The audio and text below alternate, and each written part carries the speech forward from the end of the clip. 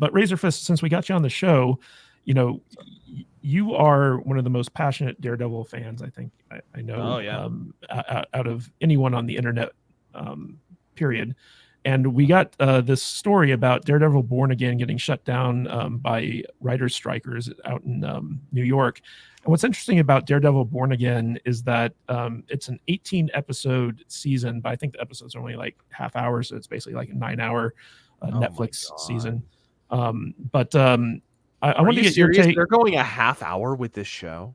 I'm pretty sure that's the plan, because all of the Marvel TV shows. The worst idea in the long, sad history of bad ideas. Pretty bad. What the a half-hour Daredevil drama? The fuck? Anybody watch Daredevil on Netflix? I did, yeah. Yeah.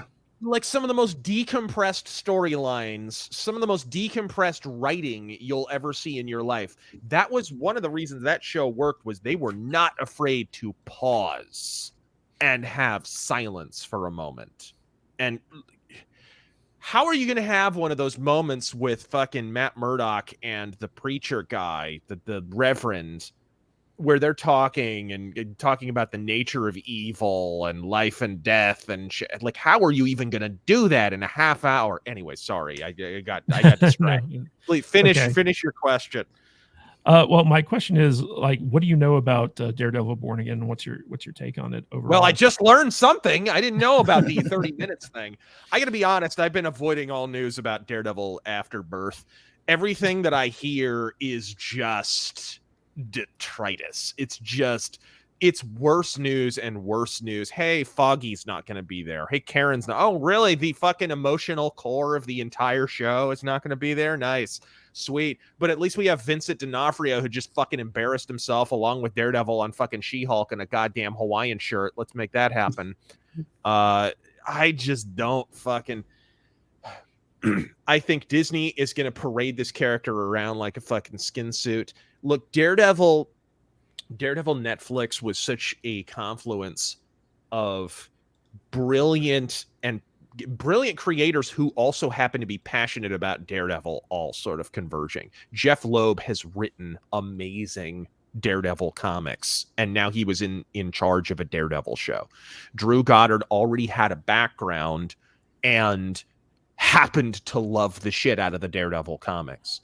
The primary writers was the husband and wife team. It was Christos Gage had been the writer on the show. This is a comic writer. He wrote Daredevil Redemption, one of the better kind of standalone Daredevil graphic novels, a takeoff on the West Memphis 3 court case, actually. Really, really good. Highly recommend it. But he wound up writing the fucking show, right? He writes one of the best graphic novels, and then he gets to write the show.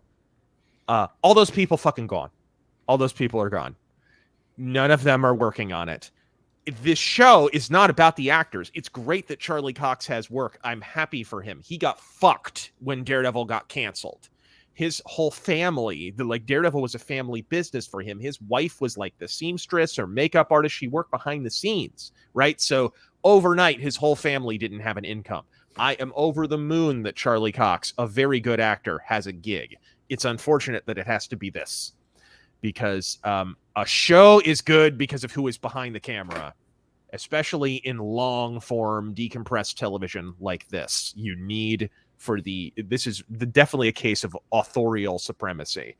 And the guys who are running this, oh God, previously did fucking sitcoms and like a generic police procedural on fucking NBC. This is the fucking pedigree of the people we're working with. We went from Drew Goddard to this. So that's more so what I'm concerned about. Yeah, I wanted to ask you about your take on the use of Daredevil in the She-Hulk show and the mustard suit and all that stuff. Like, what do you think that they're doing to this character? I worry that they're setting up. They're claiming like this Daredevil Born Again has nothing to do with She-Hulk. I call bullshit. I don't think you would have had Charlie Cox come in if that wasn't the case. Granted, they could course correct, but I think the plan was, well, we'll start him out in the yellow suit on She-Hulk, and then we can just start Daredevil with the red suit, and we can make a bunch of snarky Joss Whedon jokes about how he used to wear the yellow suit. right? I honestly think that's what it didn't go any deeper than that. It was sort of a way to set up the Daredevil show. And to be fair, that was apparently one of the better episodes of She-Hulk, but I mean, that's not a particularly high bar to hurdle. And I think they're going about this all wrong. I don't think from the beginning, I kind of knew everything I needed to know about the approach they were taking with Born Again when Disney and the official Daredevil account, and I think even someone who was working on the show, and I'm blanking on who that was, started name checking the Mark Waid run of Daredevil. They were like, well, Daredevil's not always dark. He's not always dour. He can also be happy-go-lucky and 5 people read his shitty comic. And the only reason it was around for 5 years is because the fucking critics were sucking it off. That's what happened with Daredevil, the Mark Waid run, basically. It was the lowest selling Daredevil run in history. And yet it just stuck around because it was a critical darling. If that's the way they're going with this, and I could see it, given some of the recent Disney stuff, yeah, it's DOA. But the a little hope if they could just bring